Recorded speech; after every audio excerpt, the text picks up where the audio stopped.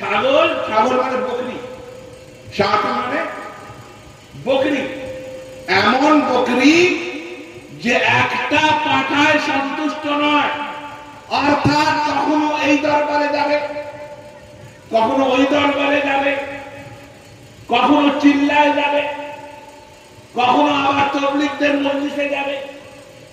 এখন আবার আপনাদের এখানে যে কটা তবলিগদের মাহফিল হয় সেখানে খাওয়া দাওয়ার বন্দোবস্ত তারা ভালো করে করে যাতে লোক বেশি জমা হয়, তাই না? আর আমাদেরই নামধারী কিছু খাওয়ার জন্য সেই সমস্ত জায়গায় গিয়ে যোগ দেয়। তো ভাই কোরআন বলছে ইদা জাআকাল মুনাফিকুন, যখন তোমাদের, ইয়া রাসূলুল্লাহ আমার হাবিব, যখন তোমার কাছে মুনাফিকিনরা আসে, কালু তারা বলে নাশহাদু আমরা সাক্ষী দিচ্ছি ইন্নাকা রাসূলুল্লাহ। এখানে তিনটে তাকিদ রয়েছে, নাশহাদু, ইন্নাকা, লা, তাই না? তিনটে তাকিদ দিয়ে মুনাফিকদের কথা আল্লাহ বলছে। কালু তারা বলে নাশহাদু আমরা সাক্ষী দিচ্ছি ইন্নাকা রাসূলুল্লাহ, নিশ্চয় আপনি আল্লাহর প্রেরিত রাসূল। কি বলে? নিশ্চয় আপনি আল্লাহর প্রেরিত রাসূল। তারপর আল্লাহ তাবারক ওয়া তাআলা তিনি ইরশাদ করছেন আল্লাহু ইয়ালাম, আল্লাহ জানে যে তুমি আল্লাহর রাসূল, ইন্নাকা রাসূলুন, আল্লাহ জানে যে তুমি আল্লাহর রাসূল, তার রাসূল। ওয়াল্লাহি নাশহাদু, আল্লাহ সাক্ষী দিচ্ছে, ইন্নাল মুনাফিকিনা লাকাযিবুন, অর্থাৎ মুনাফিকরা যে বলেছে যে তুমি আল্লাহর রাসূল, সেটা মুখে বলেছে, মনে বলেনি। আজ আমাদের সমাজের মানুষেরা মুখে এক কথা বলছে, মনে আর এক কথা বলছে। মুখে মুখে বলছে আমরা গাছ পাকের গোলাম, মুখে মুখে বলছে আমরা আউলিয়া কিরামের গোলাম, মুখে মুখে বলছে আমরা খাজা মুঈনুদ্দিন চিশতিকে মানি, মুখে মুখে বলছে যে আমরা আউলিয়া আল্লাহকে মানি। কিন্তু যখন আমার ইমাম ইশক ও মুহাব্বত ইমাম আহমদ রাজা খান ফাজিল বরেলভী রাহমাতুল্লাহ তাআলা আলাইহির নাম এসে যায়, তাদের কলজেতে ব্যথা লেগে যায়। এই ব্যথা লেগে যায় না? হ্যাঁ ভাই, বাপ মূর্খ ছিল, মারা গিয়েছে, ছেলে নিজের বাপের ওসিলা দিয়ে দোয়া চাইতে পারবে কি পারবে না? পারবে না। তো যদি মূর্খ বাপের ওসিলা দিয়ে দোয়া চাওয়া যায়, মুজাদ্দিদ আহলে সুন্নাত ইমাম আহমদ রাজা খান ফাজিল বরেলভী রাহমাতুল্লাহ তাআলা আলাইহি কে সারা বিশ্ব মুজাদ্দিদ পেয়েছে। তুমি না মানলে পড়ে যাবে। কি আমি যদি না মানি তার কোনো অসুবিধা আছে? আসমানকে যদি বলি আসমান তোকে মানি না, আমি সূর্য তোকে মানি না, আমি ঘরের দরজা বন্ধ করে নিলাম, সূর্যের আলো আমার ঘরে প্রবেশ করলো না, আচ্ছা এতে আমার ঘর ভালো থাকবে না খারাপ? আস্তে আস্তে কি হবে? ড্যাম্প লেগে যাবে। কি ড্যাম্প লেগে যাবে, মঞ্চে ধরে যাবে, নোনা লেগে যাবে, শ্যাতলা পড়ে যাবে, রিপেয়ার করতে হবে। রিপেয়ার করার পরেও যদি ফের বন্ধ রাখো, আবার রিপেয়ার করতে হবে। অর্থাৎ যতক্ষণ না সূর্যের আলো ঘরের মধ্যে পড়বে, সূর্যের তাপ পড়ুক আর না পড়ুক, সূর্যের আলো যদি ঘরের মধ্যে পড়ে তাহলে সেই ঘরে ড্যাম্প লাগবে, সেই ঘরে মঞ্চা পড়বে, সেই ঘরে ছাতরা পড়বে না, কারণ সূর্যের আলো সেই ঘরের ড্যাম্পকে সরিয়ে দেবে।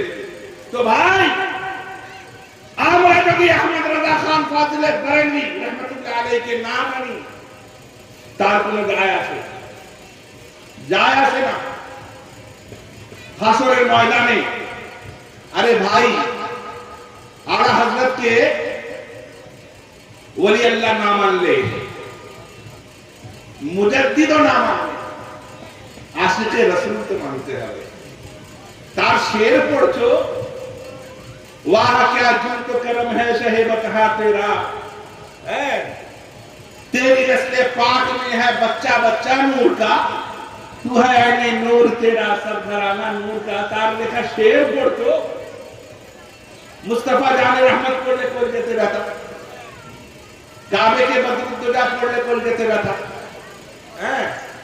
তো কিয়ামের মধ্যে তার নাম আসলে কোল যেতে ব্যথা। ভাই এই গ্রামে একটা एग्जांपल দিয়ে সবাইকে দাওয়াত দেওয়া হয়েছে, দুই ঘরকে দাওয়াত দেওয়া হলো না। সে প্রশংসা করলো কি আর দুর্নাম করলো কি কোনো আসে যায়? কোনো আসে যায়? সারা পৃথিবীর আহলে সুন্নাত ওয়াল জামাত, এমন কি শাইখ মক্কি রহমাতুল্লাহ তাআলা আলাইহি তিনি আলা হযরতকে মুজাদ্দিদ লাকাব দিয়েছেন। এরকম আরো অনেকে আছে, অনেকে। আমাদের ভারতবর্ষের যত সুন্নি উলামা যে নিজেদেরকে সুন্নি বলে, সে আলা হযরতকে কাফের বলতে পারবে না। যে আলা হযরতকে কাফের বলবে সে কি হবে?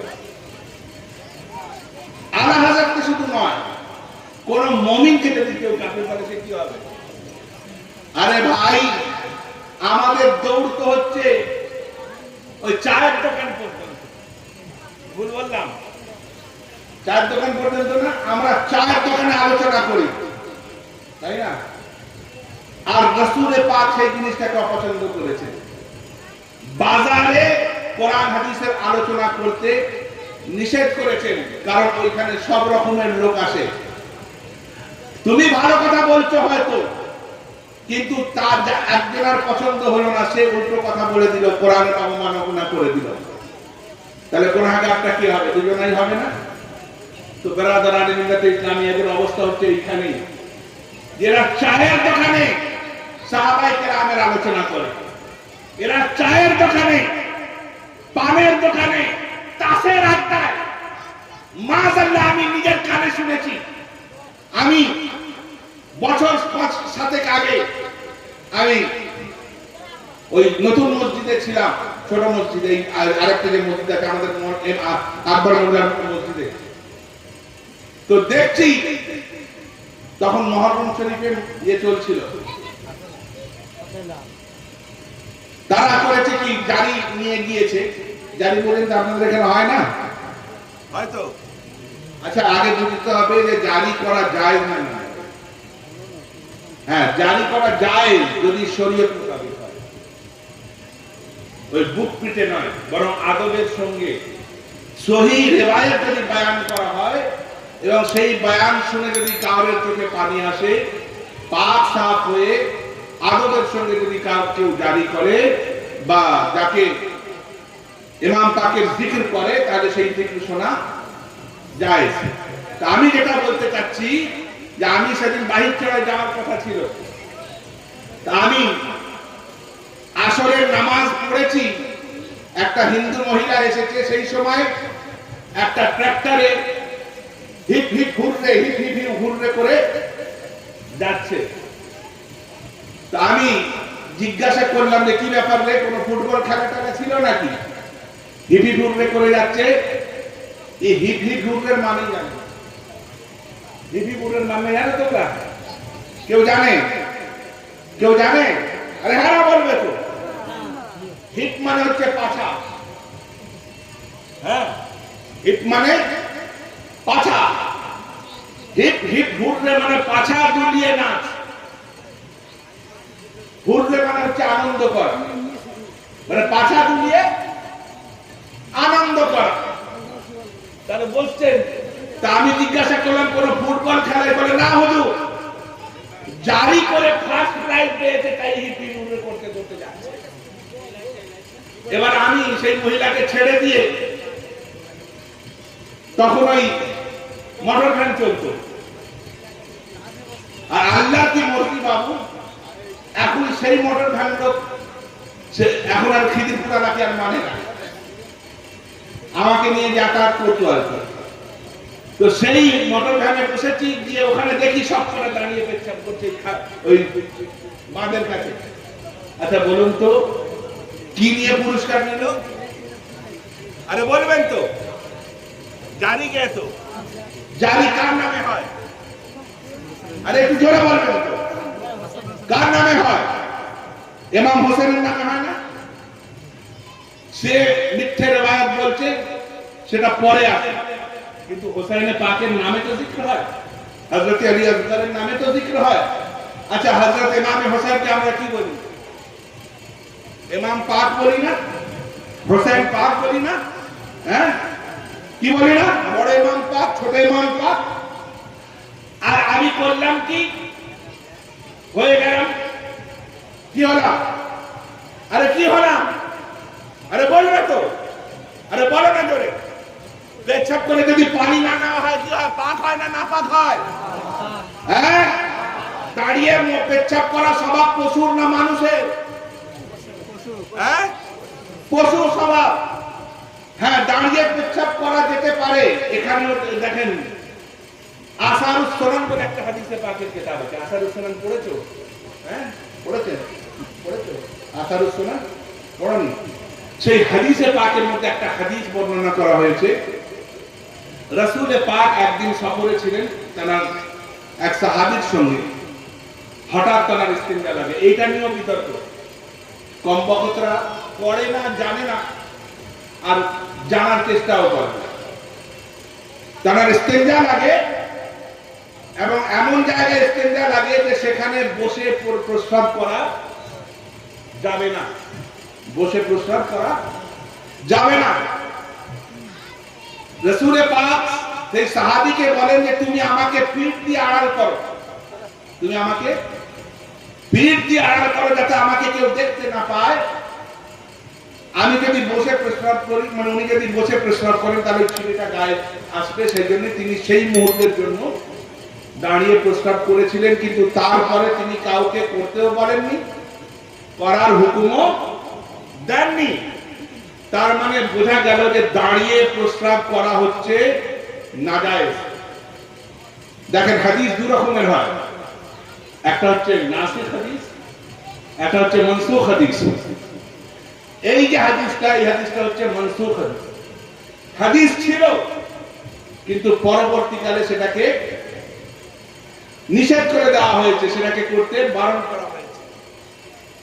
এবার বলুন, ইমাম পাকের নাম নিল, হোসেন পাকের নাম নিল, জিতে এলো, হিপ হিপ হুররে করতে করতে এলো, করতে করতে গিয়ে আর কুত্তার মতো, হ্যাঁ কুত্তাও জানে যে পেশাব কি পাক না না পাক। আচ্ছা কুকুর পা তুলে মতে তো, ডান পা তুলে মতে তো পেশাব করে তো? আরে হ্যাঁ না বলবেন তো, ডান পা তুলে পেশাব করে না? তাহলে কুকুরও জানে যে পেচ্ছাব নাপাক। গরু যখন পেচ্ছাব করে কিরকম করে? কোমরটাকে ঝুঁকিয়ে নেয় কি, তাই না? তারপরে পেচ্ছাব করে। ছাগল ওই রকম করে, হ্যাঁ কি না? কিন্তু ভাইরে মানুষ, আমরা নিজেদেরকে গস পাকের গোলাম বলছি আর দাঁড়িয়ে দাঁড়িয়ে পেশাব করছি। আবার এখন একটা ট্রেন্ড চলেছে,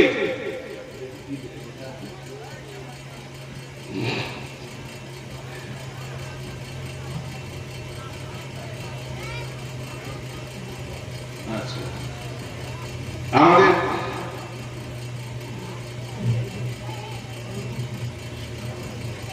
আচ্ছা আসসালামু আলাইকুম বলেন। ওয়া আলাইকুম আসসালাম জোরে। হুজুর একটা প্রশ্ন নেবেন, কোন সুন্নি পীর পন্থী ছেলের সাথে কোন তাবলীগী ওয়াহাবী মেয়ের সাথে বিবাহ দেওয়া জায়েজ কি? হুজুর একটু উত্তর দিবেন। এখন আমাদের সমাজে এটা চলছে, কিন্তু বুঝতে হবে ওয়াহাবী কারা। ওয়াহাবি তাদেরকেই বলতে হবে